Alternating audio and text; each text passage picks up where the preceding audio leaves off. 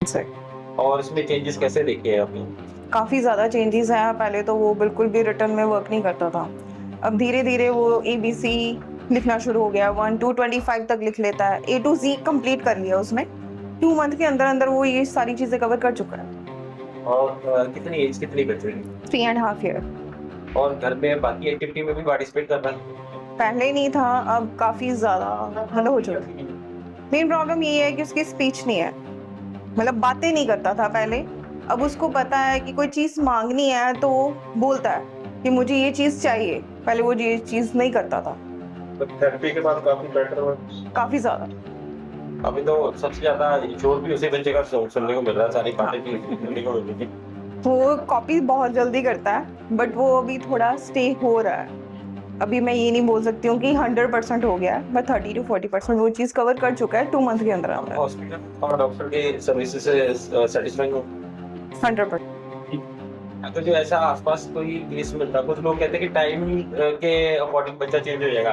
क्या आप गाइड करना चाहोगे कि उनको ये थेरेपी यूज करनी चाहिए? इससे बच्चे पे डेवलपमेंट पे बहुत अच्छा डिपेंड। देखो सर, थेरेपी 60 to 70% कवर करती है, बट पेरेंट्स का भी एफर्ट होना बहुत ज़्यादा ज़रूरी है। अगर पेरेंट्स घर पे ऐसे ही बैठे रहेंगे, वो अपने बच्चे को कुछ भी नहीं करेंगे, सिर्फ थेरेपी के भरोसे हैं, तो वो नहीं हो सकता। पेरेंट्स को भी फुल एफर्ट करना पड़ेगा। ਕਵਲਜੀਤ ਕਿੱਥੋਂ ਦੇ ਰਹਿਣ ਵਾਲੇ ਜੀ? ਅਸੀਂ ਭਿੱਖੀਵਿੰਡ ਖਾਲੜਾ। ਜੀ ਮੈਮ, ਬੱਚੇ ਨੂੰ ਉੱਥੇ ਲੈ ਕੇ ਆਏ ਸੀ, ਕੀ ਪ੍ਰੋਬਲਮ ਹੈ ਸੀ? ਮੇਰੀ ਬੇਟੀ ਜਪਲੀਨ, ਉਹਨਾਂ ਨੂੰ 3 ਸਾਲ ਤੋਂ ਪ੍ਰੋਬਲਮ ਆ। ਵੋਮਟਿੰਗ ਜਿਹੜੀ ਮਤਲਬ ਉਹਦੀ ਨਹੀਂ ਸੀ ਹਟਦੀ ਪਈ। ਵੋਮਟਿੰਗ, ਉਹਦਾ ਸਿਰ ਦਰਦ ਰਹਿਣਾ। ਅਸੀਂ ਤਾਂ ਮਤਲਬ ਬਹੁਤ ਟ੍ਰੀਟਮੈਂਟ ਕਰਵਾਇਆ। ਟ੍ਰੀਟਮੈਂਟ ਕਰਵਾਉਣ ਤੋਂ ਬਾਅਦ ਵੀ ਕਿਸੇ ਨੇ ਬੋਲਿਆ ਕਿ ਇਹਦਾ ਸਲੀਪ ਟੈਸਟ ਕਰਵਾਓ, ਕਿਸੇ ਨੇ ਕੁਛ। ਅਸੀਂ ਕੋਈ ਵੀ ਹਸਪੀਟਲ ਜਿਵੇਂ ਕਿ ਮੈਕਸ ਕਿਤੇ ਵੀ ਨਹੀਂ ਅਸੀਂ ਛੱਡਿਆ। ਫਿਰ ਅਸੀਂ ਲਾਸਟ ਟਾਈਮ ਇੱਥੇ ਆਏ। 4 ਮੰਥ ਹੋ ਗਏ ਮੇਰੀ ਬੇਟੀ ਦਾ ਟ੍ਰੀਟਮੈਂਟ ਚੱਲਦਾ ਪਿਆ। ਬਟ ਇਹ ਆ ਕਿ ਉਹਦੀ ਮਤਲਬ ਟ੍ਰੀਟਮੈਂਟ ਦੇ ਨਾਲ ਉਹਦੀ ਵੋਮਟਿੰਗ ਦੀ ਪ੍ਰੋਬਲਮ ਜਿਹੜੀ 3 ਸਾਲ ਤੋਂ ਸੀ ਉਹ ਬਿਲਕੁਲ ਖਤਮ ਹੋ ਗਈ। ਉਹਦਾ ਸਿਰ ਦਰਦ ਜਿਹੜਾ ਸੀ ਉਹ ਵੀ ਮਤਲਬ ਨਹੀਂ ਹੁੰਦਾ, ਉਹ ਵੀ ਬਿਲਕੁਲ ਠੀਕ ਹੈ। ਚੱਕਰ ਆਉਂਦੇ ਹੀ ਉਹ ਵੀ ਬਿਲਕੁਲ ਠੀਕ ਹੈ। ਜੋ ਕੁਝ ਵੀ ਆਏ ਮੈਮ ਨਿਸ਼ਟਾ ਮੈਮ ਦੇ ਨਾਲ ਹੀ ਉਹਨਾਂ ਨੇ ਜੋ ਟਰੀਟ ਕੀਤਾ ਸਭ ਤੋਂ ਬੈਸਟ ਸੀ। ਉਹਦੇ ਕਰਕੇ ਹੀ ਮਤਲਬ ਮੇਰੀ ਬੇਟੀ ਜਿਹੜੀ ਹੈ ਬਿਲਕੁਲ ਠੀਕ ਹੈ। ਮੇਰੀ ਬੇਟੀ ਦੀ 6.5 ਸਾਲ ਦੀ। ਸਾਡੇ ਤੇ ਕਿੰਨਾ ਚਿਰ ਹੋ ਗਿਆ ਤੁਹਾਨੂੰ ਤੇ ਟ੍ਰੀਟਮੈਂਟ ਕਰਵਾਉਂਦੇ? 4 ਮੰਥ ਹੋ ਗਏ। 4 ਮਹੀਨੇ ਜੇ ਕਿੰਨਾ ਕਿ ਚੇਂजेस ਤੁਸੀਂ ਦੇਖੇ ਬੱਚੇ? 100 ਚੋਂ 80% ਮੇਰੀ ਬੇਟੀ ਦੇ ਚੇਂਜਸ ਆ, ਬਹੁਤ ਜ਼ਿਆਦਾ। ਇਸ ਤੱਕ ਕਿ ਉਹਨੂੰ ਨਾ ਮਤਲਬ ਉਹਦਾ ਜਿਹੜੀ ਆਪਣੀ ਬੋਡੀ ਉਹ ਰਿਲੈਕਸ ਨਹੀਂ ਸੀ। ਅਸੀਂ ਕਿਸੇ ਹੋਰ ਵੀ ਡਾਕਟਰ ਦੇ ਕੋਲ ਜਾਂਦੇ, ਉਹਨਾਂ ਨੇ ਇਹ ਨਹੀਂ ਸੀ ਬੋਲਣਾ ਕਿ ਇਹਦਾ ਰਿਲੈਕਸ ਟੈਸਟ ਕਰਵਾਓ। ਉਹਨਾਂ ਨੇ ਆਪਣੀ ਮੈਡੀਸਨ ਦੇ ਦੇਣੀ ਸੀ, ਆਪਣਾ ਟਰੀਟਮੈਂਟ ਕਰਨਾ ਸੀ। ਬਟ ਜਿਹੜਾ ਇਹ ਟੈਸਟ ਆ ਇਹ ਮੈਮ ਨੇ ਦੱਸਿਆ, ਤਾਂ ਫਿਰ ਇਹ ਟੈਸਟ ਕਰਵਾਉਣ ਤੋਂ ਬਾਅਦ ਪਤਾ ਲੱਗਾ ਕਿ ਸਾਡੀ ਬੇਟੀ ਦੇ ਕੀ ਪ੍ਰੋਬਲਮ ਆ। ਉਹ ਟੈਸਟ ਤੋਂ ਬਾਅਦ ਵਿੱਚ ਉਹਨਾਂ ਨੇ ਟਰੀਟਮੈਂਟ ਕੀਤਾ, ਉਹ ਹੋਰ ਬੈਸਟ ਹੋ ਗਈ। ਉਹਦਾ ਜਿਹੜਾ ਮਤਲਬ ਮੈਡੀਸਨ ਖਾਣ ਦੇ ਨਾਲ ਨਾ ਉਹਦਾ ਜਿਹੜਾ ਦਿਮਾਗ ਹੈ ਨਾ ਅੱਗੇ ਨਾਲੋਂ ਵੀ ਤੇਜ਼ ਹੋ ਗਿਆ ਵਾ। ਉਹ ਹਰ ਇੱਕ ਚੀਜ਼ ਨੂੰ ਬੜੀ ਜਲਦੀ ਕੈਚ ਕਰਦੀ ਆ। ਕਿਵੇਂ ਮਤਲਬ ਕੀ ਕਰਨਾ ਹੈ, ਕਿਸ ਤਰ੍ਹਾਂ ਕਰਨਾ, ਉਹ ਐਕਟਿਵ ਆ ਹਰ ਚੀਜ਼ 'ਚ। ਉਹ ਵੀ ਟਰੀਟਮੈਂਟ ਮਤਲਬ ਕਰਵਾਉਣ ਤੋਂ ਬਾਅਦ ਮੈਡਮ ਦੀ ਮੈਡੀਸਨ ਦੇ ਨਾਲ ਹੀ ਇਹਦਾ ਕਾਫੀ ਜ਼ਿਆਦਾ 100 ਚੋਂ ਮਤਲਬ 90% ਤੇ ਹੈਗਾ ਹੀ ਹੈਗਾ ਵਾ। ਮਤਲਬ 100 ਚੋਂ 100 ਆ ਕਿ ਹੋ ਜਾਏਗਾ ਇਹਦਾ। क्या नाम है आपका? Yes, my name is Rohini Kapoor. जी मैम, तो क्या प्रॉब्लम थी बच्चे को जो आप यहाँ लेके आए थे? सर, बच्चे को एज सच कोई प्रॉब्लम नहीं थी, but main thing is that कि बच्चा बहुत कम बोल रहा था। कुछ बच्चे की लर्निंग जो उसकी स्टडीज़ थी वो मुझे नज़र आ रहा था कि वो स्टडीज़ में भी कुछ ज़्यादा अच्छे से नहीं कर पा रहा। और बोलने का इशू तो मैं बोल ही रही हूँ आपको कि बोलने का इशू था, थोड़ा स्टडीज़ में प्रॉब्लम थी, थोड़ी बोलने में इशू था, और कुछ बिहेवियर प्रॉब्लम्स थी सर उसके। मेरा अभी तो जेट नो सर 7 इयर्स का हो गया। ये शुरू से जन्म लेने से थी कि बाद में? नथिंग सर, जन्म लेने से कभी भी किसी पेरेंट्स को कभी भी नहीं समझ लगता कि जब बच्चा बर्थ ले रहा है तो उसको ये प्रॉब्लम है। जैसे जैसे बच्चा बड़ा होता है आपको तब उसकी प्रॉब्लम समझ लगती है सर।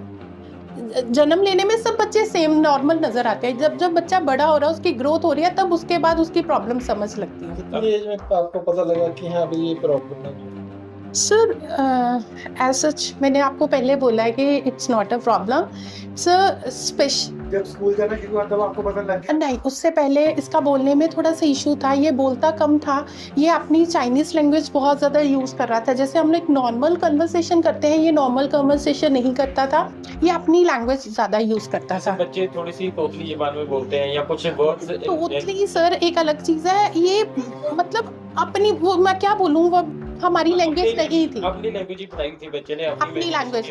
हाँ हाँ। अभी जो ये स्पीच थेरेपी करवाई उसके अकॉर्डिंग बच्चे का अब कैसा चेंजेस कैसे हैं? सर बहुत ज़्यादा स्ट्रेंज चेंजेस है बच्चे के अंदर। जब से मैं मैम निष्ठा मैम के पास आई हूँ मेरे को बहुत ज़्यादा स्ट्रेंज चेंजेस उस पर नज़र आए। इसकी लर्निंग, इसकी behaviour, social manners, society manners, everything drastic change आया बच्चे के अंदर। इसको कॉन्फिडेंस भी गेन हुआ बच्चे का? कॉन्फिडेंस बहुत ज़्यादा गेन हुआ है इसका। स्टेज कॉन्फिडेंस, अब कहीं भी जाता है तो मेरे को ये नहीं कभी फील होता कि मेरा बच्चा शाया। इसने सबके साथ अपने आप बातें कर लेनी, आप क्या कर रहे हो, कैसे कर रहे हो, इसने अपने आप सबके साथ बातें कर लेनी। ये नहीं किसी को देख के तो ये साइड पे चला जाता है। इसको पता है आप एथिक मैनर्स हैं, जब भी कोई आता है तो मुझे फीट टच करना है या गुड मैनर्स, सब कुछ ये प्रॉपर डिसिप्लिन वे से करें। तो ये एक लैक ऑफ हैबिट मानी जाती है बच्चों में, जैसे कि हम टाइम रहते दूर कर सकते हैं। या सर इसके लिए हमें एक हमारा स्कूल तो पार्ट है ही है। हर बार हम लोग ये बोलते हैं कि ये बच्चा ऐसे कर रहा है, ये कौन से स्कूल में पढ़ता है। सबसे पहले हम लोग स्कूल के ऊपर ब्लेम ना करके हमें फैमिलीज़ के ऊपर करना चाहिए कि आप बच्चा ज़्यादातर अपनी फैमिलीज़ के साथ रहता है, उनका बिहेवियर कैसा अपने बच्चों के लिए, देन बच्चा स्कूल जाता है उसका मैटर करता है। बट ये सब फैमिली बिहेवियर, हमें फैमिली में अपने अंदर थोड़े चेंजेस करने पड़ेंगे कि बच्चा ये एथिक मैनर सीखे।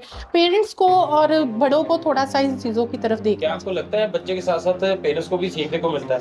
या सर मैं, आप मानोगे my child is now in first class, तो मुझे लगता है मैं इसके साथ और कुछ सीख रही हूँ। मेरे कंसेप्ट सब ज़्यादा क्लियर हो रहे हैं इसके साथ।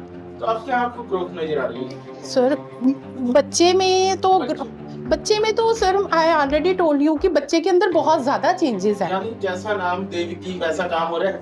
या श्योर मैम, श्योर सर। ऐसा स्टाफ कैसा है यहाँ पे डॉक्टर? स्टाफ सर बहुत ज़्यादा अच्छा है, बहुत कोऑपरेटिव है। आप मानोगे सर, इसको जैसे स्टडीज़ में प्रॉब्लम आ रही थी, मैं मैम के पास फुल बैग लेके मैम के पास एक घंटा काउंसलिंग के लिए बैठती थी कि मुझे इंग्लिश के इस पार्ट में प्रॉब्लम लग रही है, मुझे मैथ्स के इस पार्ट में प्रॉब्लम लग रही है, और मैं मैम से एक एक चीज़ की काउंसलिंग लेके जाती थी और उसी चीज़ को मैं घर पर जाके अपने बच्चे के साथ उसी डायरेक्शन में एफर्ट्स करती थी। गुड आफ्टरनून जी, I am doctor Nishtha Gupta अर्नेजा। मैं चीफ कंसल्टेंट साइकाइट्रिस्ट हूँ देवकी न्यूरो साइकाइट्री हॉस्पिटल में।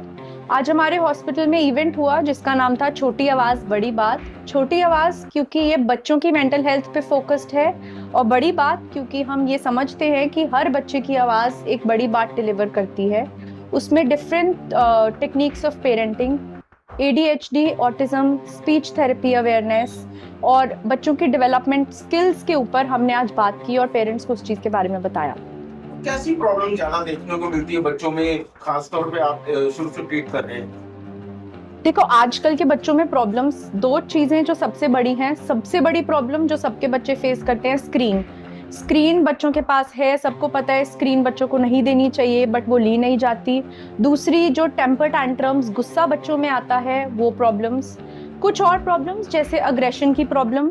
एकेडमिकली कुछ बच्चे वीक होते हैं, मार्क्स नहीं आ पाते, घर पे पढ़ाते हैं तो आंसर आता है, स्कूल में पढ़ाते हैं या ट्यूशन में मार्क्स नहीं आ पाते।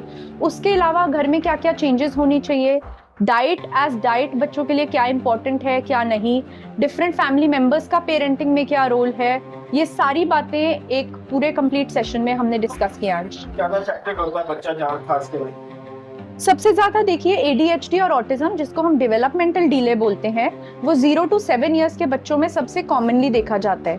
7 से 14 साल के बच्चों में कुछ प्रॉब्लम्स जो प्यूबर्टी एंड एज रिलेटेड आती हैं, अग्रेशन, स्क्रीन, बाउंड्री सेट करना और फ्यूचर के बारे में सोचना, ये प्रॉब्लम्स, डिप्रेशन, एंजाइटी आजकल बच्चों में बहुत ज़्यादा देखी जा रही है।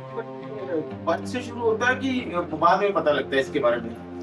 पहले 1 साल के अंदर बच्चों के कुछ माइलस्टोन्स होते हैं कि बच्चे ने किस एज पे अपनी गर्दन संभाली, किस एज पे बेड पे रोल किया, किस एज पे बैठना शुरू हुआ, चलना शुरू हुआ। अगर हमें पता हो कि क्या सही एज के हिसाब से सही चल रहा है तो हम इसको 1 साल से भी पहले डिटेक्ट कर सकते हैं। बट कुछ पेरेंट्स आजकल, जैसे बच्चा बोलना शुरू करता है तो वो देखते हैं कि इसकी उम्र के बच्चे बोल रहे हैं, यही नहीं बोल रहा, या स्कूल में सिर्फ इसी की कंप्लेन आ रही है, ये बाकी बच्चों को मार रहा है, मैं मदर हूँ मुझे मार रहा है, बाइट कर रहा है। तो ये सारी कुछ पेरेंट्स प्रॉब्लम्स जो हैं वो बच्चा जब स्कूल जाना शुरू होता है या बाहर जाना शुरू होता है तो फिर एड्रेस करते हैं और उनको पता लगता है कि हाँ कुछ इस बच्चे में प्रॉब्लम है। देवकी जैसा नाम है, अगर बच्चा आता है तो क्या ग्रोथ कितनी देर में ग्रोथ करता है, या रिकवरी हम कर देंगे? क्या ये बच्चा अगर ऐसा प्रॉब्लम में आता है कितनी देर में रिकवरी कर सकता है? देखो, हम देवकी में एक प्रोटोकॉल हमेशा फॉलो करते हैं। मेरे खुद का बच्चा है, मैं नहीं चाहूंगी कि पहले ही दिन बच्चा आया उसको लेबल कर दिया जाए कि इसको ये चीज़ है, वो टैग लटका के अपना पूरा लाइफ लॉन्ग घूमता रहे कि मुझे ADHD है या ऑटिज्म है। हम पहले टाइम स्पेंड करते हैं कि बच्चे को प्रॉब्लम क्यों है। मान लो बच्चे को स्पीच डिले है, तो हम पहले इस चीज़ पे फोकस करते हैं कि स्पीच डिले जैसे कि टाइफाइड में फीवर है, वैसे स्पीच डिले एक सिम्टम है। वो चीज़ क्यों है, पेरेंट्स को समझाना वो चीज़ क्यों है, उस चीज़ को ठीक करना और पेरेंट्स को उस चीज़ के ऊपर लाना और उनसे काम करवाना भी हमारे लिए उतना ज़रूरी है। अदरवाइज हम यहाँ पे speech therapy, occupational therapy, global developmental delay therapy सब करते हैं and with in 1 and 2 months हमने बच्चों में बहुत आउटस्टैंडिंग चेंजेस देखे। कैसे आपका पैनल काम करता है एक साथ अगर पैनल हो आपका, और So- क्या क्या सर्विसेज है साथ में? सो हमारी टीम है जो हमारे पास स्पीच ऑक्यूपेशनल थेरेपिस्ट हैं, ग्लोबल डेवलपमेंटल डिले थेरेपिस्ट हैं, चाइल्ड साइकोलॉजिस्ट हैं, एडोलेसेंट एंड एडल्ट साइकोलॉजिस्ट हैं। सो हम बच्चों की प्रॉब्लम के अलावा एडल्ट्स की मेंटल हेल्थ से रिलेटेड हर प्रॉब्लम डील करते हैं। 0 years to 80-90 years of age तक हम मेंटल हेल्थ से रिलेटेड कोई भी प्रॉब्लम है तो उसको holistic medicine plus psychologist and counselling वो सारी चीजें यहाँ पे डील करते हैं। देवकी ने तो काम अपना कर दिया, आपकी टीम ने काम कर दिया, पैनल ने काम कर दिया, पेरेंट्स की कितनी बड़ी जिम्मेवारी है? पेरेंट्स की जिम्मेदारी तो देखो बच्चे के लिए पूरी लाइफ लॉन्ग 100% चलती ही है, बट कई बार पेरेंट बहुत अच्छा होता है, रास्ता नहीं पता होता। मेरी इंटेंशन बहुत अच्छी है पर मुझे रास्ता ही नहीं पता तो मैं उस रास्ते पे चलूंगी कैसे। तो हमारे पास आने का मतलब ये नहीं है कि यहाँ पे इलाज होगा या ट्रीटमेंट ही होगा। सही टाइप की पेरेंटिंग, क्या करना चाहिए एक एज पे, क्या नहीं करना चाहिए एक एज पे, ये पेरेंट्स को सिखाया जाता है and parents play an extremely important role in global growth of child.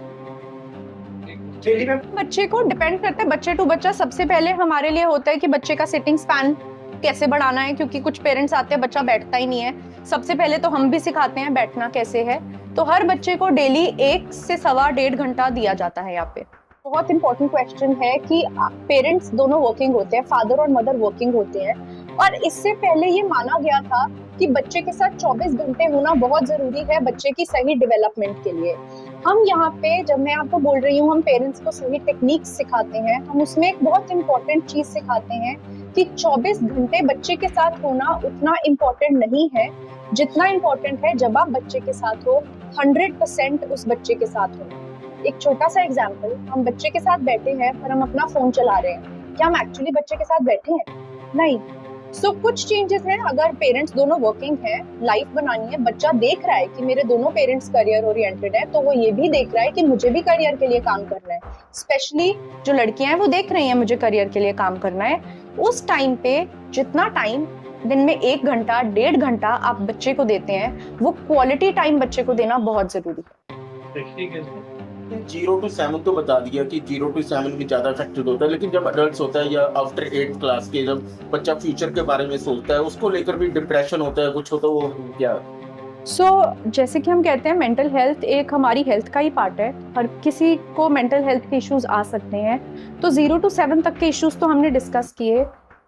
बाकी लोगों में, बाकी सारे एज ग्रुप्स में जो चीज़ें सबसे ज़्यादा आजकल देखी जा रही हैं, हम जो देवकी में देखते हैं सबसे ज़्यादा, वो है डिप्रेशन, एंग्जाइटी, सब्सटेंस अब्यूज जैसे कि नशे की प्रॉब्लम, ये बहुत ज़्यादा देखी जाती है। थोड़ी ओल्ड एज में मेमोरी प्रॉब्लम्स, डिमेंशिया की प्रॉब्लम्स बहुत ज़्यादा देखी जाती हैं। पैनिक अटैक्स, करियर को लेके क्वेश्चंस बहुत ज़्यादा देखे जाते हैं। Suicidal attempts, self harm attempts, ये सबसे कॉमन प्रॉब्लम है जो हम रोज़ की ओपीडी में देखते ही हैं। अडल्ट में कौन सी एज ज्यादा इफेक्टेड है आपके पास, क्योंकि आपको तो ट्रीट करते हैं, आपको पता भी होगा। एडल्ट्स में सबसे ज़्यादा जो वर्किंग पॉपुलेशन है, जिनके ऊपर लाइफ का प्रेशर है, 20 ईयर्स से लेके 40-42 ईयर्स तक की एज, सब्सटेंस, डिप्रेशन, एंग्जाइटी सबसे ज़्यादा सफ़र करती है। एंड जो 80 ईयर्स प्लस हैं, 75-80 ईयर्स प्लस हैं, उनमें सबसे कॉमन प्रॉब्लम मेमोरी लॉस की जो देखी जाती है।